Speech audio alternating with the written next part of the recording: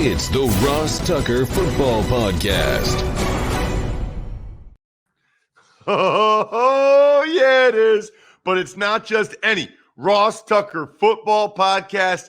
It is a teaching tutorial Thursday, and we are in session with my guy, Ben Kotwica, the longtime NFL special teams coordinator who's been working with Army as of late. I'm not even messing around today. I'll get to the other stuff later. I'm getting right into the big show. The Big Show. I do have to mention, though, we're presented by DraftKings. Should have said that 30 seconds ago. Anyway, Ben is a guy I've known for a long time. His background is absolutely amazing. I'm going to say this so that it doesn't sound like Ben's bragging, okay? But listen to this real quick, all right? Linebacker and team captain for Army. Then, before he got into coaching, served in the U.S. Army as the people that go to West Point do, helicopter pilot, reaching the rank of captain by 2004, did missions in Bosnia, Herzegovina, Korea, and is a veteran of the Iraq War. And then he got into NFL coaching with the Jets, where he was the special teams coordinator, then Washington for 5 years, then Atlanta for the last 2 years. He's currently the director of player development for the Army Black Knights, fresh off their big bowl win. Ben, thank you so much for coming on the show. Ross, really appreciate you having me, and happy holidays to you and all the listeners out there. Yeah, likewise, man. That's a heck of a resume, man. I mean, that yeah, is. I don't think I could have taken 5 minutes just on that. Yeah, as you were going, I'm like going through my life. I'm like, wow, Chicago kid, goes to West Point, plays ball there, captain of the football team in '96. And then served in the military. Iraq. So I was going through my life as you were talking about it right there. Pretty cool. So I got to ask you before we get into some of the football stuff, helicopter pilot. So what was your, what did you go into after Army that led you to being a helicopter pilot? Yeah, so when you graduate from Army, there's a handful of services that you can get into: infantry, armor. I chose aviation, which was flying helicopters, and then there's different types of helicopters there, Ross. There's Black Hawk helicopters, which have a mission of moving people. I chose the gunship, which was the Longbow Apache. So I strapped that to my back for 8 years and did that in a handful of different locations. Fort Bragg, North Carolina. I did it out in Korea for a year. I did it in Bosnia, as you articulated. And then we went out to the two-way range, which was known as Iraq, in 2004, 2005. So really cool to be able to fly that machine and support the ground troops of the men and women that were wearing the uniform. Really, really cool. Wow, man. I mean, 2004, 2005, I'm playing in the NFL, and you're in Iraq flying an Apache helicopter. That is, that's amazing. Yeah. I know I told you some. Oh, go ahead. One of the things there, Ross, that I was just going to hit on is a great team that we took out there. Much like probably the handful of great teams that you've been part of, the men and women that we went out to Iraq with. We were just north of Baghdad in an airfield called Taji. I would just like to give a shout out right now to all the service members out there and thank them for what they're doing to provide the blanket of freedom that allows us to do what we're doing now. Really, really cool. And it was a great opportunity and a good mission out there for a good cause. Well said, Ben. And obviously, I know I've said this to you in person multiple times, but thank you so much for your service. I guess I never asked you this question before. NFL games, practices can get pretty intense. You're making split-second decisions as to, are you going to try to block the punt or return it? What kind of onside kick are you going to call? Those type of things. Do you feel like there was any correlation between flying the Apache and being NFL coach? Anything that helped you in terms of staying cool under pressure? Yeah, I think there's a handful of things to unpack there when you compare and contrast that. I would never go and compare war to football. You hear that analogy a lot of times. that football's like a war. I don't know if I would go that far, Ross, but there is some commonalities there. So specifically in my mission that I was doing, yes, that does help you to a degree. I mean, obviously, flying a Longbow Apache 100 feet off the deck at night in Iraq with lights out and people shooting at you can get pretty intense. But Sundays at about 4 o'clock, those can also get pretty intense. It's different. It's similar, but not the same. But in regard to, being an Apache pilot and leading in the military and like it is in coaching, very similar. You are taking a group of men in football or women, a team together, and people from various backgrounds and various other things, and just taking different people and bringing them together for a common cause. And I think that's one of the commonalities there, is getting a group of people together for a common mission. And that was what was really cool when I was in the military, and then during the 15 years that I've been in the NFL. Yeah, so let's talk about that. Your time in the NFL, Jets, Washington, Falcons. I guess the first question is, and a lot of these, I know you've been writing about. Maybe we should get into that, because I've got a lot of questions about special teams in general. Sure. You've been writing this year for, the 33rd team. Mike Tannenbaum, Joe Banner, you're their special teams guy. I've read a bunch of the stuff. I've posted some of it. It's been awesome. How do you like kind of being in the media and or writing about what you're seeing going on in the NFL from a special team standpoint? Yeah, Ross, probably similar to you. I love the game. I love being around it. I got to thank Mike and Joe, Mike especially, because, Mike was the first one that gave me my job, him and Eric Mangini, back when I was with the Jets back there in 2007. It has been a really awesome platform to be able to do that. So you talked about two things. First, the 33rd team, a tremendous think tank that does the weekly calls that I've been part of since I've been out, and really educational on various fronts, whether it's free agency or salary cap or talking ball.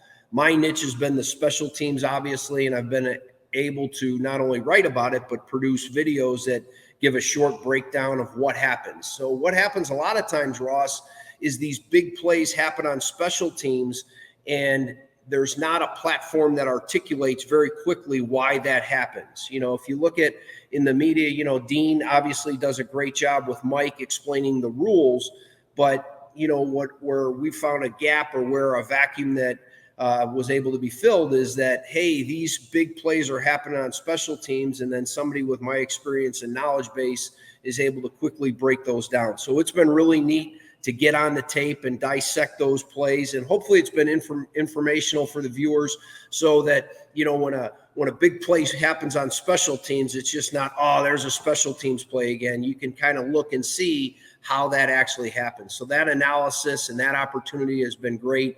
And I really give great credit to the 33rd team for allowing me that platform. It's interesting, Ben, and you and I have talked about this, but the same way they have like a Mike Pereira or a Dean Blandino, they really should have a special teams guy. And also, I've talked to people about this. If the color guy is a quarterback, I think they should pair him with a lineman, and vice versa. If I'm doing the game, it would enhance the broadcast probably if there was a quarterback or a DB, because the reality is those guys are always going to be better when it comes to coverages and route trees than a lineman is, just like I'm always going to be much better than a quarterback or a former receiver when they're trying to talk about line play. What ultimately ends up happening is the viewer, and a lot of times I guess they don't know, but the viewer is really not getting expert analysis on certain aspects of the game. Well, I would add to that, Ross, the viewer nowadays is much more educated. And reason why is just simply through technology. There's such a high volume of information about the game, whether it's in quarterback play, as you mentioned, whether it's in special teams or line play. And just in my observation is that there is a thirst for this information, not only like, hey, why a play happened, and you just articulated it. I think that the viewer is really looking for more and more information. And, especially, in the other platform is just with the probability and statistics, more and more teams are going for it on fourth down. And these teams have, an analysis that's taken place, like, hey, what the win percentage is and such. So I think you hit it on the head, that it's really interesting. It's really, really cool that the NFL is continuing to evolve. The telecasts are continuing to evolve, and there is a demand and a thirst for more and more information because the viewer wants to learn more, I think, about the game as I interact more and more with people. What do you think, Ben, about the trend to go for it more as opposed to punting, or go for it more as opposed to kicking field goals? I have a follow-up question, but I guess I'll just start with that. What are your thoughts as a special teams coordinator with teams being more willing to go for it in those situations? Yeah, so a couple things there. We talk about analytics, which is becoming more and more involved in the game. And as a special teams coordinator, Ross, whether it was in Washington with Jay or in Atlanta with DQ, as a special teams coordinator, you're somewhat the right-hand man of helping the head coach make those decisions. That's another nuance of the special teams world that a lot of people don't understand. And that I was fortunate enough to be a part of. Also, while I was at Army, Coach Munkin was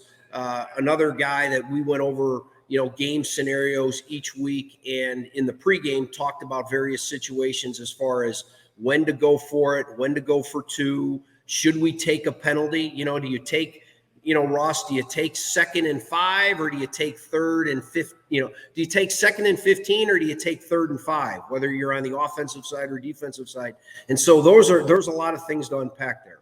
In regard to your specific question, in regard to being aggressive and kicking field goals, I think that the analytics is a guide. It's not the Bible. There's a huge part of having a feel of what the game is going on. And so, the book may say, hey, on 4th and 3, we're going to go for it. But if you've only rushed the ball for 30 yards and you've only thrown for 110 in the fourth quarter, that may not be the wisest decision. So I think that those coaches are, you're getting paid for making those decisions, not solely based on the book, but what the game is telling you and what the flow is telling you. And so, those situations that you're alluding to, I think they're specific to the game, and that's why it's so important to have a head coach, special teams coordinator that are all on the same page as far as making those crucial decisions in these games.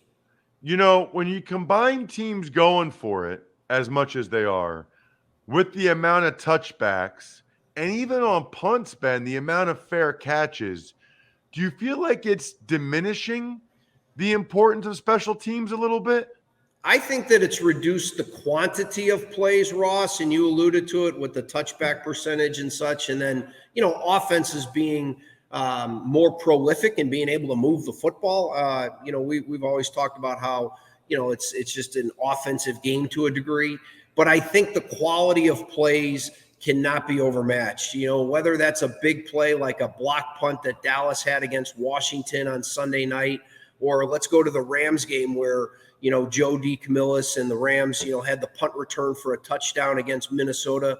Those are still huge plays that have a tremendous impact. So what I would say to you, Ross, is that the quantity of plays has been reduced to a degree, but there's still going to be those quality of plays that are going to be impactful momentum plays that are going to dictate the outcomes of the game. Do you think it's changed roster composition at all? Because it felt like there used to be a lot of teams that have a core 4, 5, or 6 guys that were on the roster because of special teams. I'm not sure I see that as much. I don't think that they're giving it as much weight. I don't know if you've noticed that as well. But I would suggest to you those teams that are giving weight, if you look at the special teams world, and I'm going to do something for the 33rd team within the next week that's going to look at the special teams rankings. We did a midseason ranking there, and if you look at it, those teams that are putting an emphasis on it, even though the quantity of plays has been reduced a little bit, if you look at special teams right now, teams like the Ravens, who are obviously in the hunt, Kansas City, who's in the hunt, Dallas, who are in the hunt, those are teams that, when they look at the composition, I got to think that they put an emphasis on it. And those are going to be playoff teams where if you look at the other end of the spectrum, it might not necessarily be the case. So I think as a general manager and, a head coach, when you look at your roster composition, that's one of the things that you got to look at is how much emphasis am I going to put on special teams? The other thing I would share with you is this, is those teams that look at special teams as a third phase, a true third phase,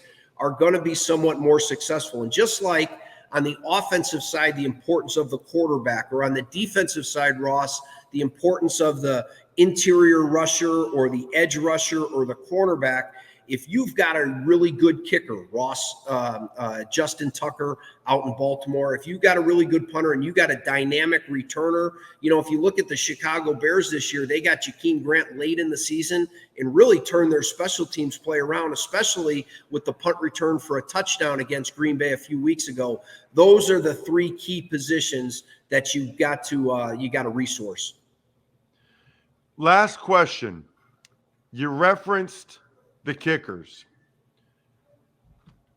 It really depends on the game I'm watching, Ben. I'll watch some guys and they'll make 3 50-yarders in a game and I'll be like, man, kickers are better than they've ever been. Yeah. Then I'll watch another game and the two guys will miss 3 extra points between them.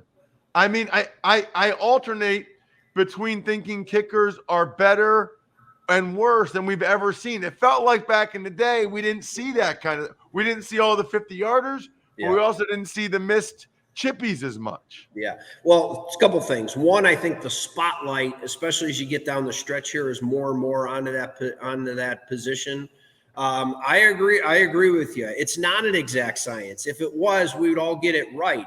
I think that's just a situation where, kickers are somewhat like lawyers. You really appreciate, when you need one, you really appreciate when you have a good one, whether it's Tucker in Baltimore or Buckner in Kansas City.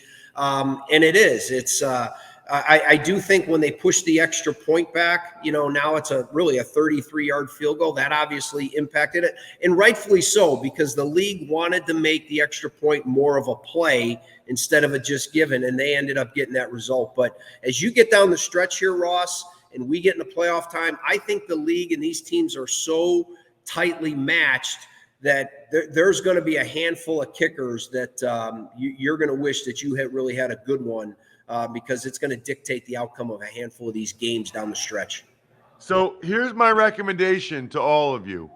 Make sure you just Google Ben Kotwica, Kotwica, the 33rd team. He's got all kinds of content on there about, the Colts causing confusion with a blocked punt, how Nick Folk has resurrected his career. He looks at the special teams report each week. The week 14 when there were 4 recovered onside kicks.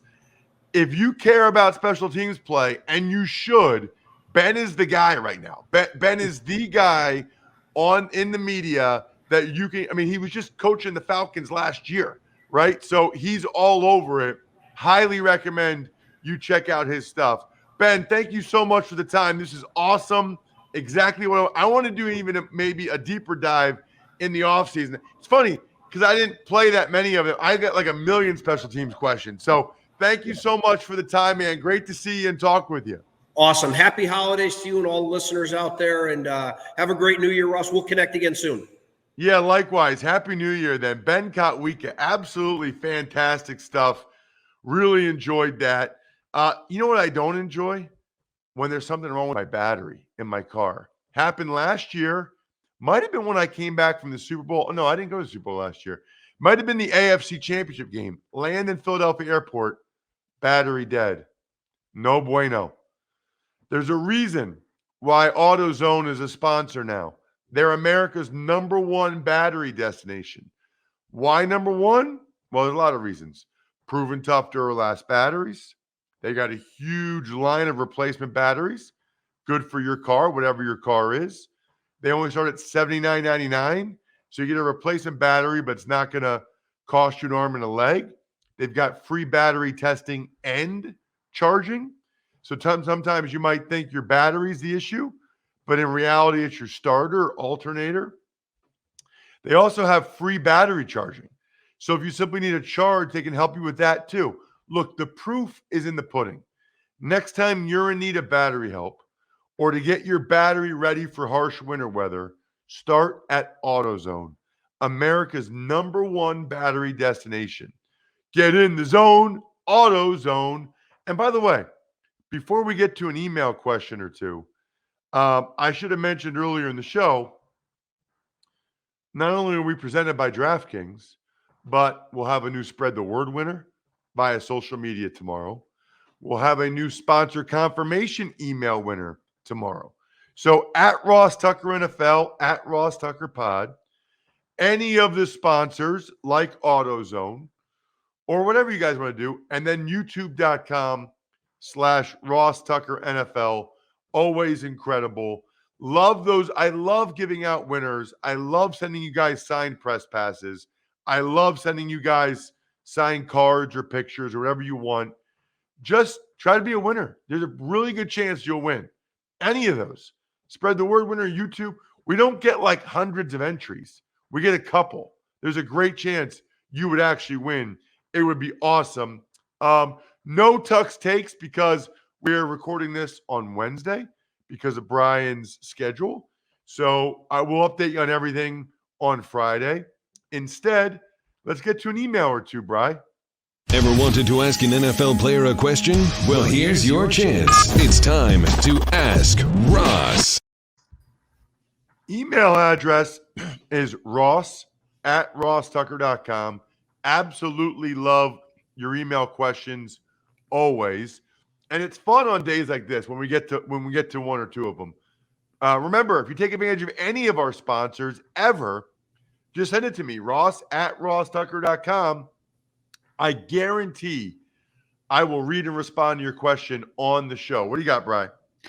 Hey, Ross. I'd be really interested to hear you talk through an interior lineman sequence thought, perhaps your mental checklist from the time that the play is called in the huddle until the ball is snapped. Perhaps a topic better suited for the offseason, but if we got time, want to hear your thoughts. That is from Matt in Wisconsin.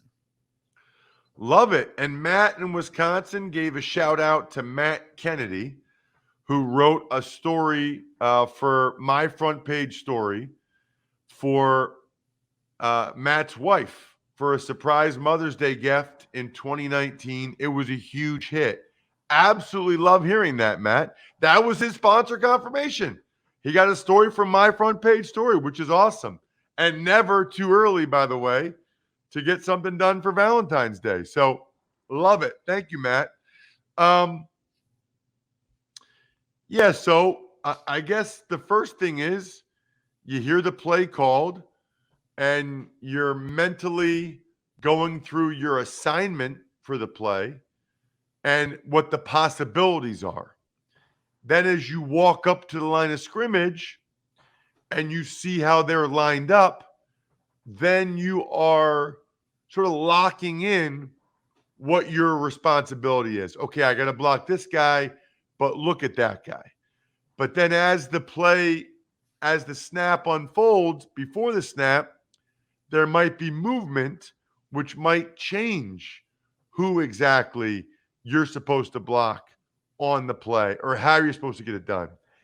And then meanwhile, while you're thinking about your assignment and all those things, you're also thinking about exactly what technique you're going to use and the most likely thing you're going to see from the guy you're blocking. So most of it initially is assignment driven, responsibility driven. As you get closer to the snap, you start to think more opponent specific, tendency specific, his moves, your technique, how you want to look. I'm trying to describe this the right way. I'd say the first half of it you're thinking about what your role is on the play. The second half of it, you're thinking about how you want to carry out that role is probably the best way to describe it. Let's do one more, Brian. All right, James in Boston wants to know, Ross, I love your food reviews at each stadium. If you were in charge of the kitchen at the next Monday Night Football game, what is on your menu and why? Man, that's a good question too. Although I kind of have shepherd's pie and chicken pot pie still in my head from your visit to Vegas, Brian. I'm going to interrupt here, and I want to say part of that, what goes into it, at least from my experience, is where you are. You're not going to get New England clam chowder if you're in Arizona. So if you're doing a Patriots game, it's New England clam chowder. Yeah, that's a good point, Brian. James, well, James is from Boston. So good point, James. I think Brian makes a good point. What I personally like the most is when a team has food that's representative of the city, if that makes sense, right? Like, I want the best the city has to offer. If I'm in New England, I want some chowder. If I'm in Kansas City, I want some barbecue. Like there's certain things you want. I don't know, Arizona or Dallas, give me some Tex-Mex, I guess. Like, I want what the city's known for. But in general, James, I would like a nice salad bar. I like a nice salad bar. I think that's fair to say. So I would like a nice salad bar. If you can have some chowder or a good soup, that's lovely as well.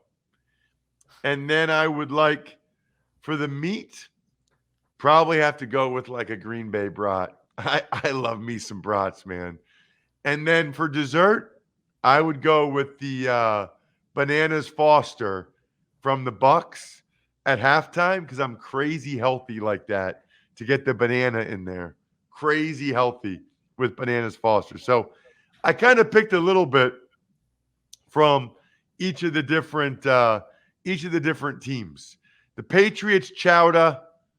I don't know who's salad bar, Brian. Who's salad bar? I don't know. Patriots have a good salad bar. Lambeau has a good salad bar. I'm trying to think who else. I got to throw in some Philly pretzels. Philly pretzels, yes, as like a snack. And then the Bucks, Bananas Foster, and the Green Bay brat. I think we did that. I like the Green Bay pack and cheese, though, too, which is pretty good. There's a lot of good choices. Great question. Keep them coming. Ross at rosstucker.com. Shout outs to Pizza Boy Brewing, Sporticulture, Vision Comics with an X, HumanHeadNYC.com, and SteakhouseSports.com.